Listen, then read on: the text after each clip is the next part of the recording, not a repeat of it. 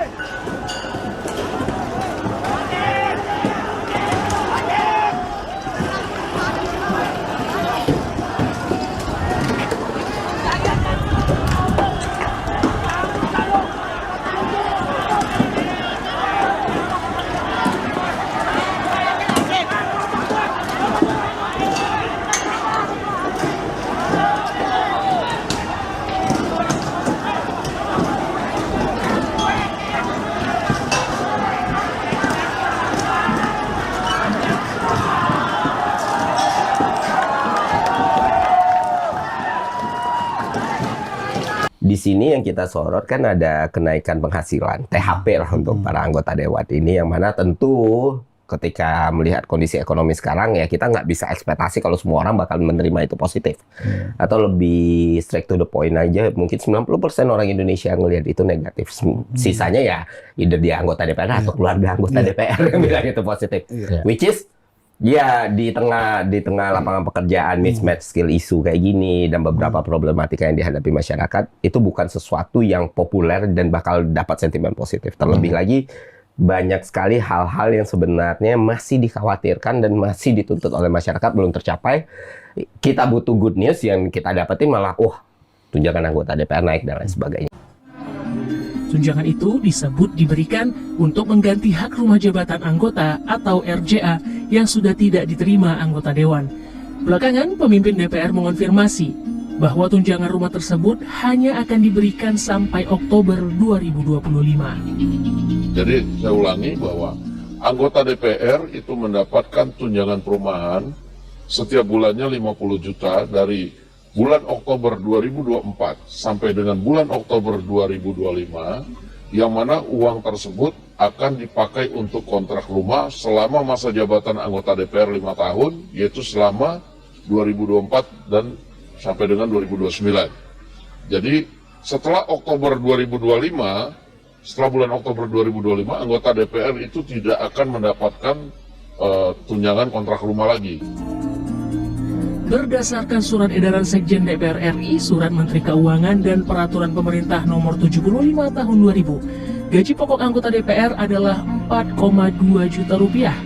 Namun, jika ditotal dengan berbagai tunjangan, termasuk tunjangan rumah, anggota legislatif bisa menerima 230 juta rupiah per bulan, atau setara dengan 42 kali lipat upah minimum DKI Jakarta.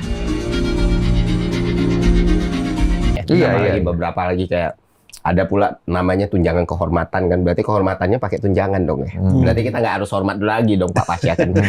Karena udah ada ditunjangin loh, jadi jangan nuntut lagi anggota dewan yang terhormat, udah dikasih aja gitu-gitu lah. Nah, sebenarnya kan itu bisa berlalu gitu loh, berlalu gitu aja, tapi ada domino effect yang muncul karena respon dari kekecewaan masyarakat ini. Misalnya kayak masyarakat kan kalau udah kesal, ya udahlah bubarin aja sebuah instansi yang kesal kan, wah bubarin aja DJP, bubarin aja. Nggak mikir panjang lah. Iya, kalau udah kayak gini bubarin aja DPR gitu kan.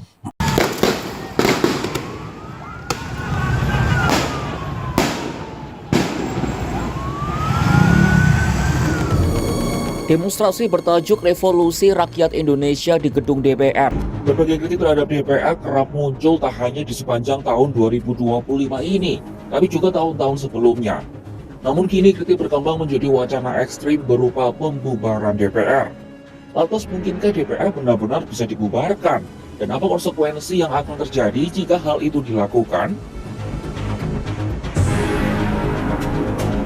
Pakar Hukum Tata Negara Universitas 11 Maret atau UNS Solo, Suni Umul Firdaus, menegaskan tidak ada dasar hukum bagi demonstrasi atau tekanan massa untuk membubarkan DPR. Menurutnya, aksi massa hanya dapat berfungsi sebagai memicu perubahan politik. Tekanan publik bisa mendorong DPR untuk memperbaiki kebijakan, atau bahkan sampai memicu perubahan konstitusi melalui Majelis Permusyawaratan Rakyat alias MPR. Baginya, wacana pembubaran DPR secara langsung bertentangan dengan konstitusi. Mekanisme hukum yang sah tetap melalui pemilu, baik reguler maupun dini, atau melalui amandemen Undang-Undang Dasar 1945. Maka demonstrasi seharusnya dipahami sebagai kanal politik untuk memberi tekanan, dan bukan instrumen legal untuk membubarkan lembaga legislatif. Apalagi Indonesia berpotensi menghadapi krisis ketatanegaraan yang serius jika DPR benar-benar bubar. Akan ada kebuntuan dalam proses legislasi yang dapat memicu delegitimasi politik secara luas. Menurut Suni, ada dua dampak utama jika DPR dibubarkan secara sepihak, yakni pelanggaran prinsip demokrasi dan pelanggaran terhadap kedaulatan rakyat. DPR biar bagaimanapun adalah simbol kedaulatan, sebuah lembaga yang merepresentasikan suara rakyat. Maka jika lembaga ini dibubarkan di luar aturan hukum, hak rakyat untuk menyampaikan aspirasi lewat wakilnya otomatis terampas. Dalam sejarah Indonesia, DPR pernah 2 kali dibekukan. Yaps, peristiwa terjadi di era Presiden Soekarno dan Abdurrahman Wahid alias Gus Dur. Tapi apa alasannya ya? Kalau Soekarno, ia pernah berupaya membubarkan DPR pada tahun 1960 lewat dekret Presiden 5 Juli 1959. Kala itu DPR dibubarkan karena dinilai tidak mengikuti kehendak Soekarno. Sebagai gantinya, Soekarno kemudian membentuk Dewan Perwakilan Gotong Royong lewat penetapan Presiden nomor 4 tahun 1960. Sementara Gus Dur juga pernah membubarkan DPR lewat dekret Presiden pada 23 Juli 2001. Tujuannya untuk menjaga stabilitas negara akibat adanya gejolak politik, sekaligus mempertahankan masa jabatannya sebagai presiden. Namun dekret ini akhirnya tak berlaku setelah MPR menggelar sidang istimewa yang dipimpin oleh Amin Rais.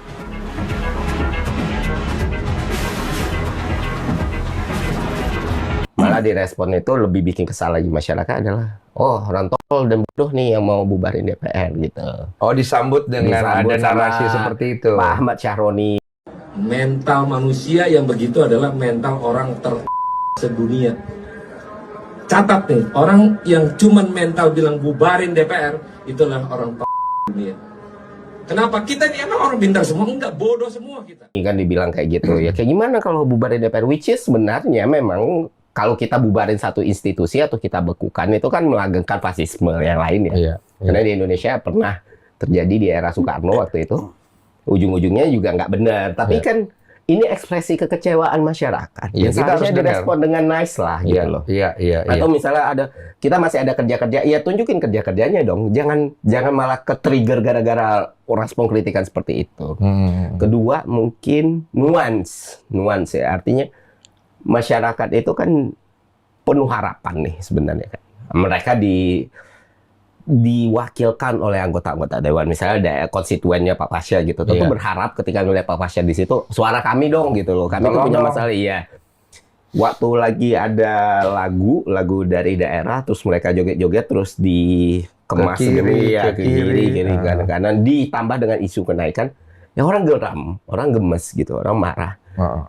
Dan sebenarnya itu kan biasa ya, dalam dinamika politik atau komunikasi publik itu biasa gitu. Dan harusnya ya tinggal direspon, oh ini waktu itu karena kita menghargai lagu daerah bla bla bla, Iya. jadi udah. Iya. Dan kami minta maaf dengan respon kayak gitu, itu kan sebenarnya selesai. Clear. Bukannya dibikin sound horeg lagi. Bukan Bapak Pasya kan yang Satu partai tapi. Aduh. Eko Patrio kembali jadi sorotan publik nih.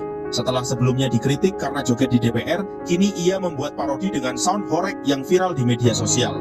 Aksi ini memicu beragam reaksi netizen, ada yang menilai gerakannya santai dan lucu, tapi ada juga yang mempertanyakan etika anggota DPR saat membuat konten hiburan. Beberapa komentar bahkan menulis, nantangin rakyat. Menurut Eko sendiri, ini hanya parodi ringan yang tidak bermaksud menyinggung siapapun. Meski demikian, publik tetap menyoroti konteks politik di balik aksinya, membuat momen ini ramai diperbincangkan dan memicu diskusi mengenai batas antara hiburan dan tanggung jawab wakil rakyat.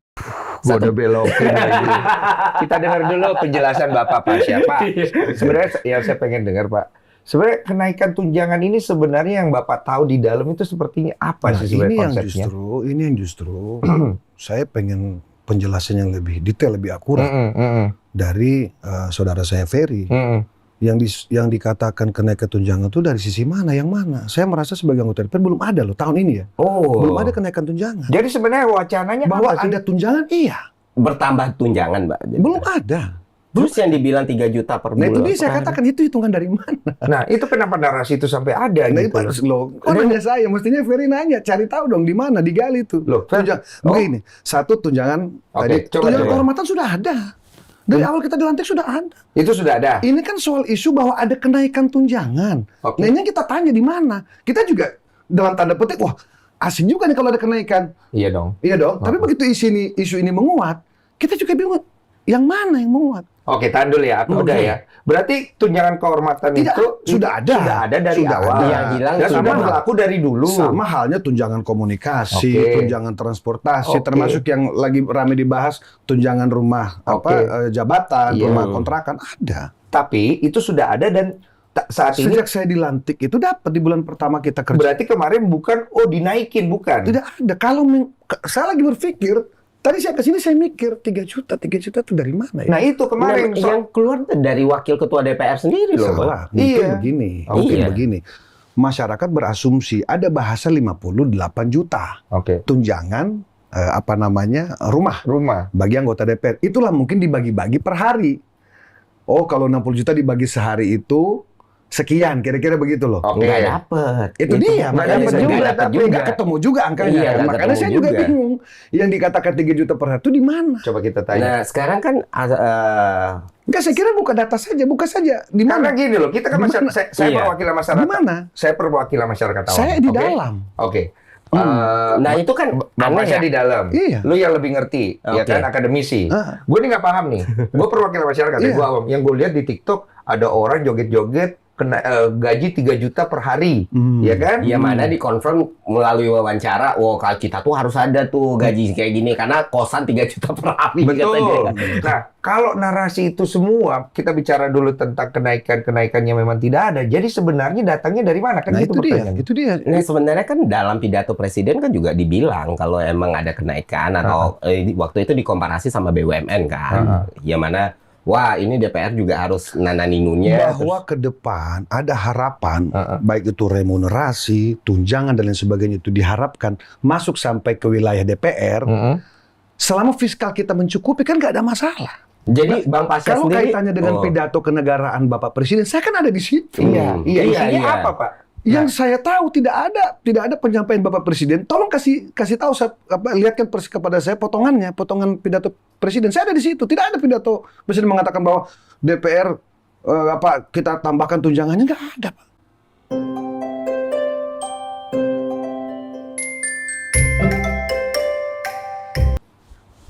Buka dong. gini lah, kita sederhanakan dulu. Ini mungkin ada salah persepsi, mungkin ya, bahwa kemudian DPR harus membuka diri terkait kritik masa, itu nggak ada masalah. Betul. Nggak ada masalah, silakan saja. Kita ada yang namanya badan aspirasi kok. Betul. Misalnya saudaraku Ferry datang pengen menyampaikan, nggak ada masalah. Meskipun saya tidak di badan itu ya, gitu loh. Saya ditaruh di badan pengkajian sama BKSAP. Tapi nggak ada masalah, kita bisa komunikasi. Ini sekolah komunikasi. Nah, tapi mungkin izin Bang. Itu satu.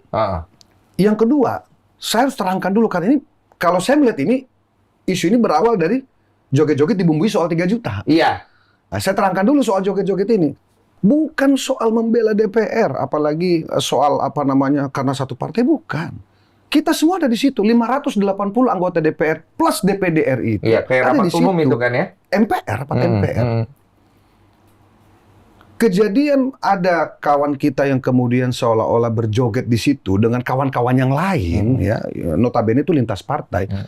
Ya bahasa saya spontanitas, karena ada musik yang diputar di lantai 2 oleh adik-adik Universitas Pertahanan. Yang kebetulan ada yang main musik kan? Dan memang itu masuk dalam acara. Masuk dalam rundown. Membawakan lagu nasional. Dianggapnya begitu, kira-kira gitu. Ada hiburan dari Unhan, lagu nasional dan lagu apalah, kira-kira begitu. Nah, pada saat lagu itu, spontanitas kawan-kawan ini berjoget. Saya harus kasih catatan, saudaraku Mas Densu. Kalau DPR ini kan representasi masyarakat. DPR ini tidak tunggal loh. Kita ini berdiri mewakili banyak orang. Yang kita bagi di dapil-dapil kita masing-masing. Saya, Jakarta Barat, Jakarta Utara, Pulau Seribu. Daerah sini. Artinya aspirasi, meskipun cakupan tugas kita nasional. Gitu loh. Nah, yang saya ingin sampaikan gini. Apa salah kalau kemudian representasi masyarakat, dalam hal ini teman-teman DPR, bergembira karena pidato kenegaraan Bapak Prabowo Subianto sangat paripurna. Sangat paripurna. Apa isinya pidatonya? 10 bulan kinerja beliau, semua luar biasa. Beliau bicara tentang soal hilirisasi, Pak. Hari ini kita tahu, Bang Densu, rata-rata kalau kita bicara potensi ekonomi selalu mulainya dari kota. Nah, melalui hilirisasi pangan, melalui koperasi, artinya ada potensi ekonomi yang terbangun, tumbuh di pojok-pojok desa. Tumbuh di kampung-kampung. Gitu loh. Selama ini dalam tanda petik terpinggirkan. Gitu loh. Selama ini terabaikan. Semua kita bicara ekonomi pusatnya di kota. Itu yang dibicarakan saat itu? Saat itu. Belum lagi soal makanan bergizi gratis. Memang baru 2 juta. Gitu, baru 2 juta. Gitu. Tapi kan tujuannya kan sampai ke target yang disampaikan oleh Pak Prabowo. Minimal tahun depan misalnya 10 juta. Terus meningkat sampai ke targetnya 80 juta. 2 poin. Makanan bergizi gratis misalnya. Gitu loh. Apalagi penegakan hukum. Poin kita lihat penegakan hukum, Pak. Ini ada 2 hal ya. Penegakan hukum terkait yang bahasanya orang itu ada, istilahnya penegakan hukum hanya tajam ke bawah, tumpul ke atas. Faktanya hari ini, Pak, Bapak lihat sendiri. Adanya persidangan peninjauan kembali terpidana kasus fitnah dan pencemaran nama baik terhadap Wakil Presiden ke-10 dan ke-12 RI Yusuf Kala, Sylvester Matutina, digelar hari ini dengan sidang perdana. Namun lagi-lagi terpidana Sylvester tidak hadir dengan alasan sakit.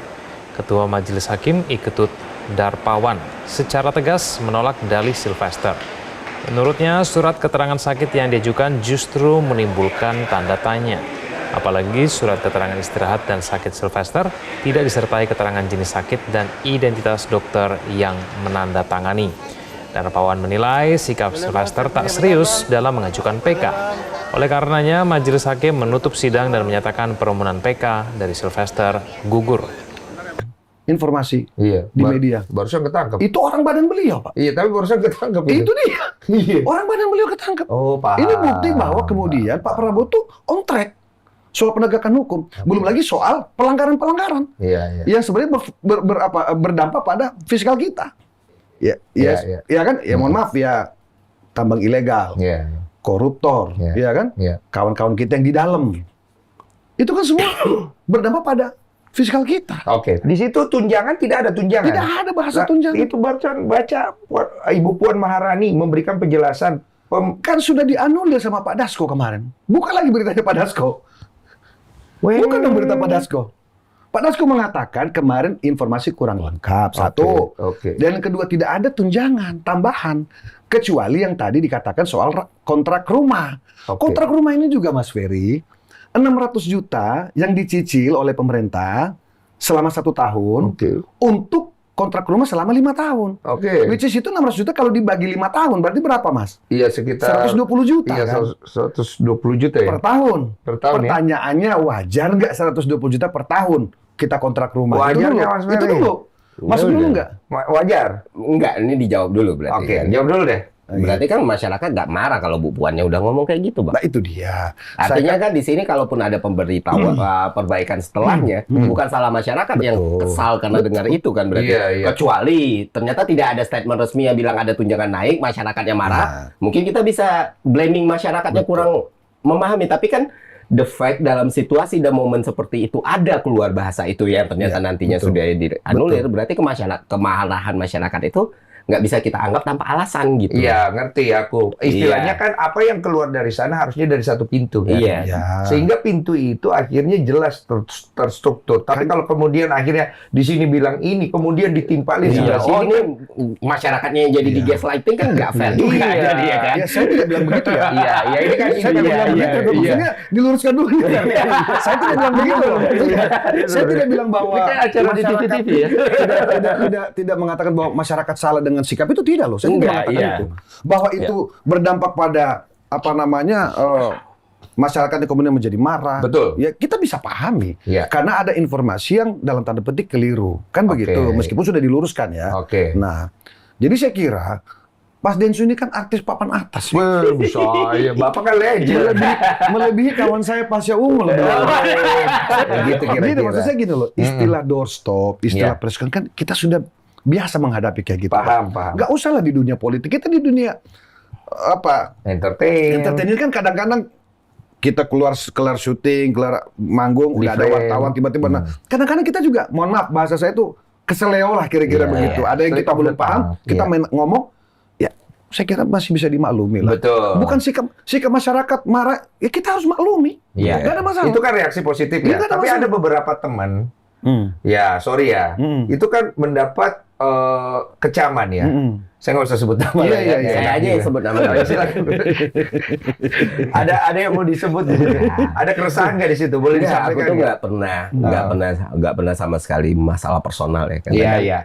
Iya, pejabat publik ya berarti ada responsibility publik. Ada tanggung jawab publik. Makanya nggak pernah ada serangan secara personal atau nggak apa. Tapi di sisi yang lain kayak kritik aku di awal konsisten sebenarnya. Masalah naik, ada kebijakan populer, ada unpopuler. Ya namanya kita di pemerintahan, semua mentor-mentorku bilang, ya namanya di pemerintahan pasti kayak gitulah. Dan pernah juga ada di dalam pemerintahan, jadi tahu. Yang mungkin perlu dievaluasi dari legislatif atau eksekutif kita ya. The responnya itu loh, respon dari satu tuntutan atau kritik sebenarnya. Yang bikin itu api tambah besar adalah ya kayak tadi saya bilang ya. Misalnya dibilang, ini kok joget-joget seharusnya tinggal dijelasin, ini kita lagi jadi kayak Bang Pasha ngejelasin barusan lah. Itu aja maksudnya, jangan terlalu di over. Kita ngerti. Yang pasti pertama harus nunjukin kalau kritikan itu didengar, kita ngerti, tapi ini konteksnya lagi kayak gini. Bukannya bikin solo horek. Ya itu kan berarti ada ketidakdewasaan gitu loh. Maksudnya dilurus, iya sih sebenarnya aku juga setuju sih. Maksudnya gini nih, kayak Bang Pasha aja itu. Ini akademisi, Bapak, saya masyarakat, ya kan? Jadi saya juga ngerasa kayak saya nggak ada masalah personal ya. Saya juga ngerasa bahwa kayak loh ini di framingnya yang salah. Ada orang pengen ngerjain beliau atau memang beliaunya ini nggak paham kalau sebenarnya ini lagi sensitif loh. Jangan kesana dong gitu loh maksudnya. Nah itu kan pada saat kejadian joget-joget yang di MPR itu kan Mas Pasha sendiri kan tidak bergeming tuh. Nah ini saya ada pertanyaan dulu. Bapak saat itu tidak tahu lagunya atau Bapak saat itu sedang memikirkan tagihan listrik atau apa? Karena Bapak mukanya serius banget tuh, lagi gini aja. Orang lagi joget-joget Bapak kayak ini token saya kayak belum dibayar gitu. Bapak sedang berpikir apa saat jadi itu? sorotan ya. Sorotan, tapi positif.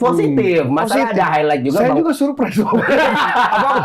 Saya yang sudah hampir tidak terlihat sebenarnya, masih bisa menjadi point of view gitu loh. Orang lihat gitu.